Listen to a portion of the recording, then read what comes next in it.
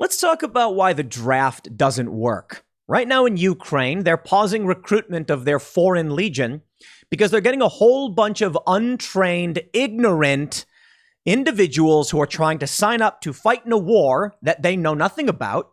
They don't speak the language. They don't know the culture. They don't know why there's a war going on. They don't know how to fight. They don't even understand basic concepts of urban conflict, such as like getting behind a building when shots ring out. I know this because I've been around many people who actually do have training who still didn't know these things. One of the most shocking moments to me was watching CNN's crew during the Ferguson riots hear gunshots go off and they go, oh. It's like, dude, hit the deck, man. There's bullets flying. What are these people doing going into these conflict and crisis situations with zero training? Ladies and gentlemen, we are the remnants of the strong men generation, the cycle as it turns. Strong men make good times make weak men, and here we are. Now, of course, within these good times, strong men may still emerge. There are many strong individuals, prominent individuals who are leaders, but boy, is this country overwhelmingly soft. Wads of cookie dough. Sad. I want to show you this story we have from the Daily Mail about a gay couple who drove into Cartel Territory off the main road and were approached at gunpoint, and they panicked and were like, oh, what do we do? The world is not candy canes and rainbows, my friend. Even out here in the United States on the East Coast, we have a story about people being killed. Hiker who killed one, wounded another on Appalachian Trail, deemed insane and to be committed from 1 year ago. The Appalachian Trail, Appalachian, however you pronounce it, it's full of winos, yuppie types, fluorescent North Face sweaters, because we live and work near there. And sometimes you can go out just outside of DC, 50 miles, and be murdered. You could be walking your dog in DC when some dude runs up and just kills you. You don't got to live like the world is apocalyptic. You know, you just got to understand the realities of the world you live in and stop thinking that you live in a fairy tale video game and you can just go to Mexico into cartel territory for bird watching. You know, this video, these stories, they rile me up because the left, let me put it this way. I've experienced conflict and crisis. I grew up in Chicago. I fully understand how serious things can get, and I know my limitations. And you have these Twitter warriors who tweet things at me like, Tim Pool isn't brave enough to ever go to Ukraine. It's like I was there when this started, bro. In 2014, I was there over a span of several months. I got to actually see the statue torn down. That was torn down. We just missed the tearing down of the statue, just to make sure it's clear. But we went there when everyone was surrounding it. The statue was torn down of Lenin, fragments on the ground in Kiev. I went into the government buildings. I was there at the barricades. I was in a tent speaking to a former Soviet general. And I left when it got too hot because I don't speak the language. And there's a limit to what you can do. Know your limits. It's remarkable to me that these people on Twitter who are like, you wouldn't go to Ukraine. You're right. I wouldn't. It's a war zone. And I've got training for this stuff, but I'm not going to put myself in those situations. And there are very brave journalists who are, and I have tremendous respect for them. We just had Trey Yingst, for instance, for Fox News. He's down there on the ground. Man, more power to him. A journalist was critically injured, and a Fox News, I believe it was a photographer or videographer, died. Yo, man, you got to understand serious risks out there in the conflict and crisis world. So when I see stories like this, I am compelled. I am compelled to talk about it. And it's a similar subject that I've talked about many times when we see these stories. There was a couple of women who went, hiking in Morocco or whatever and got beheaded. What about movies and TV have just convinced people that threats don't exist? I live in West Virginia. We live and work between the tri-state in Western Maryland, West Virginia, and Virginia. We have varying, work that happens in the tri-state. We are about 45 minutes from large urban centers. Technically, we're about, no, that's not even fair to say. We're 15 minutes from Frederick, basically, and Charlestown. Frederick is a very large urban center in Maryland. And where we are, there are bears. And a bear came on our porch when we had our chicken coop in front. Now, Chicken City, of course, has been moved to the larger space. And a bear came and tried to rip the chicken coop apart. A very large bear. Only about 10 minutes away, because this is the Blue Ridge Mountains, there was a bear spotted, a large one going up to people's homes, because there are bears. Yet people in cities are like, we got to ban guns. Yeah, maybe for you if you live in the city, sure, fine. I mean, I think the Second Amendment applies to cities, applies there, but whatever. Let me show you this story. And I just want to talk about the attitude and and also the weakness. That's what gets me. Gay couple from Indiana hyperventilate after being chased down and pulled over by armed cartel while bird watching in Mexico. In February 2020, YouTubers Aaron Pazant and Logan Howard decided to hop in their car and drive from Indiana to Mexico to photograph exotic birds. I just don't even believe that anyone could be that stupid. Pazant was filmed shouting, "Oh my God, they have guns, Jesus, Jesus, Jesus," while imploring Howard, who was driving, to speed off. I want to point something out here, just as an aside. You ever see those videos where like a bomb goes off in the Middle East and you hear people yelling Allahu Akbar over and over again? There's some people on the right who don't understand what they're actually saying. They're saying effectively God is great, but people think they're literally saying like praise the Lord. These guys shouted out, "Oh my God, Jesus, Jesus, Jesus." They're not actually proclaiming any religious sentiment. They're just freaking out. And there is a cultural phenomenon where we call out the name of Jesus when fearing for our lives. Much like people who would yell Allahu Akbar. Now, of course, there are some people who yell that when they're committing an atrocity. That's different. I'm talking about these videos where like a city's being attacked and you hear people going Allahu Akbar, like they're scared. Yeah, they're yelling, "Oh my God." It's basically what they're yelling. His boyfriend began hyperventilating with panic moments later. Footage of their brush with death, oh, come on, has been widely shared for the first time this week thanks to TikTok. Well, this video actually came out a while ago, but now it's getting picked up more. The couple's YouTube channel, Out Off the Trail, features videos of them chasing storms, and their social media accounts feature wildlife photography, primarily different birds. After initially posting the footage of their harrowing encounter in Mexico on TikTok in December, they posted additional dashboard footage onto YouTube earlier this month. So you see them in the video as the guns are being pointed at them by cartel members because they're in cartel territory. And these two grown men panic and hyperventilate and are terrified. And it's fascinating to me for a couple of reasons. Let's break down this cultural phenomenon. What happened? Question to all of you. Comment below. What happened in our culture where people began to think the world was completely safe and they could go and do whatever they want? I've had people ask me if I want to go down to the southern border, and I tell them, you realize that the southern border is a hotbed of cartel activity and one of the most dangerous places in the country and in Mexico. In fact, you're better off going to like central and southern Mexico. It's substantially less dangerous. The border is where the crime and the cartel activity takes place. That's not somewhere you want to go vacation. You could. Don't get me wrong. Just know the threats and be trained for this kind of stuff. These guys didn't just go to like Mexicali or something. Because I've been down to Calexico and Mexicali. I went shopping. We drove into we drove into Mexico and we went to it was kind of crazy, like a mall right there, right on the border. It was cool. And actually, no, I think the mall might be in the United States. I could be wrong. I think maybe we didn't actually. No, I thought we did drive through. Maybe we didn't drive through. It's been a while. But you go down to these places and there's a lot of danger. That's why Trump wanted to build this wall. The other thing I want to point out, aside from the ignorance, not understanding where they're going and thinking that you can just go into cartel territory. Look, Mexico is not this dystopian desert. As you can see, there's trees and stuff like the movies make it out to be. But there's also this, what's the right word? These adult men did not know what to do and panicked and hyperventilated. And it's just fascinating to me.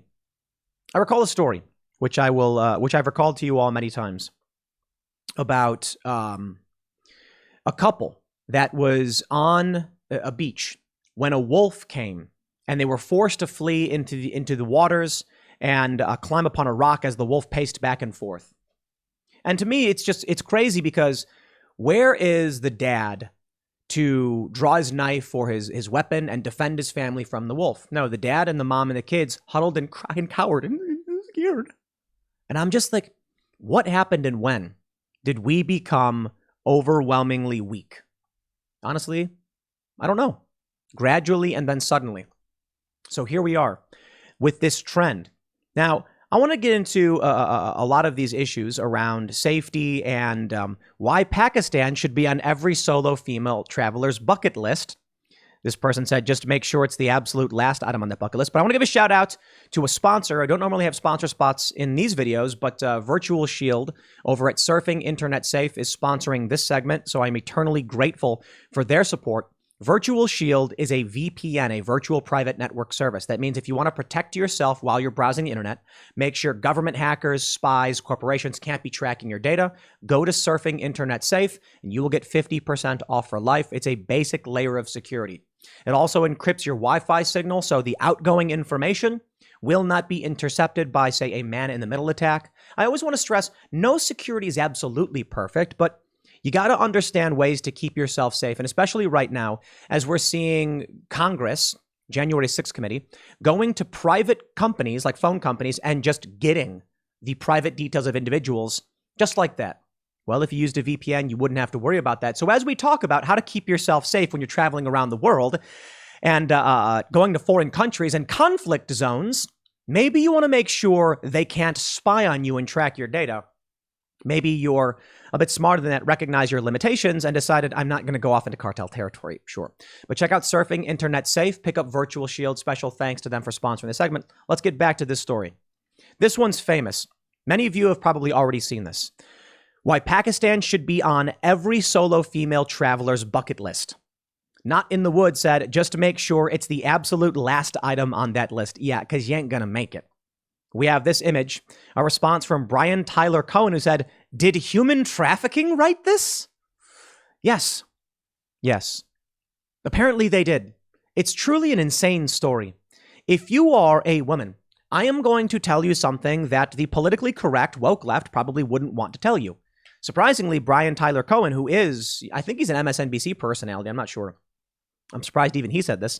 But I want to point out a harsh truth. Young women are especially vulnerable when traveling the world, and that's just reality. It's unfortunate, but it's true. The politically correct probably don't want to tell you that, and I mean it. Some would, but when they come out and they say, don't teach, they say, we should stop telling women to defend themselves and start teaching men not to rape. It's like, okay, rape is wrong. The overwhelming majority of people agree, but there are criminals, man. Not only that, just think about this. Like, if a wolf attacked you, what would you do? Well, let's not teach people to defend themselves from wolves. Let's teach wolves not to attack people. Yeah, you can't. They're wolves. You can go hiking in the U.S. and get attacked by a mountain lion. Hey, I got an idea. It's called the Second Amendment. Maybe you should buy a gun.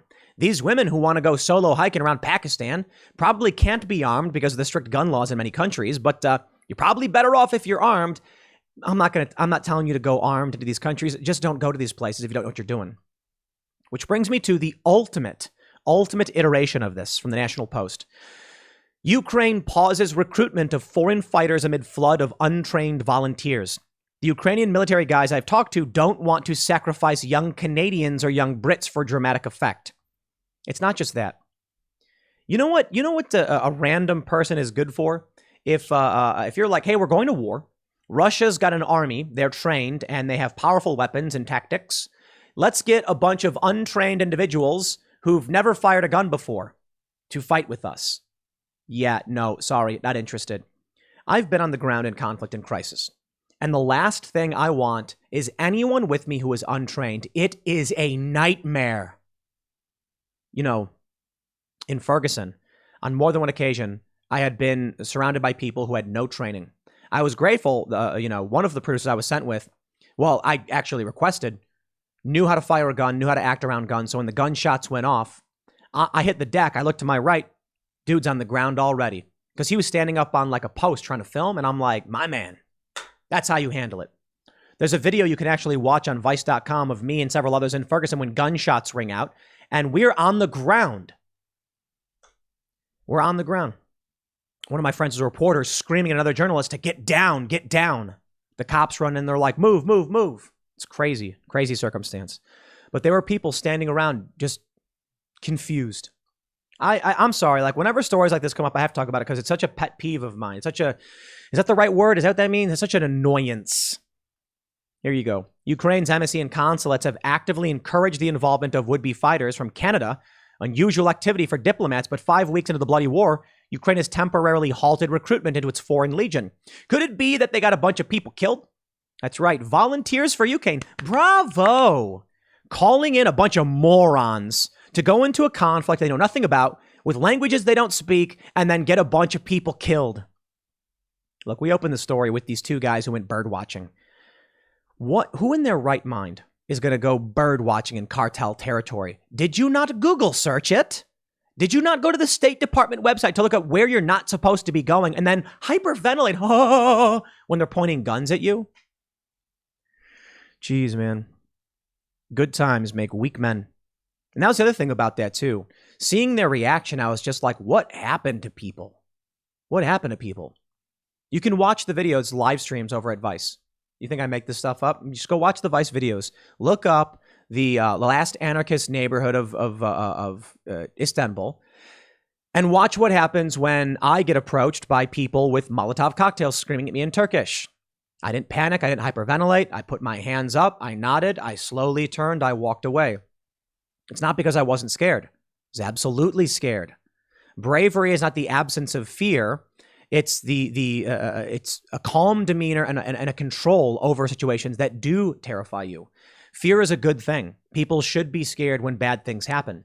Fear is a tool humans have to alert us to danger and keep us apprised.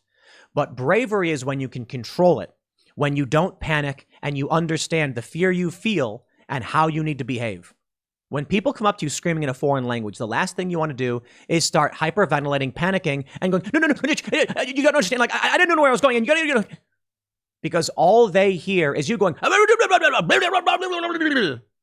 it sounds like it could be aggressive.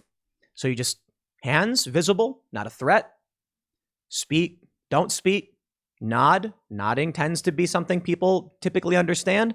And then you hope they don't just want to hurt you. Typically, they do not, which is why these young men were told to leave. And the cartel guys were like, no problem. Just get back on the highway. You got to go.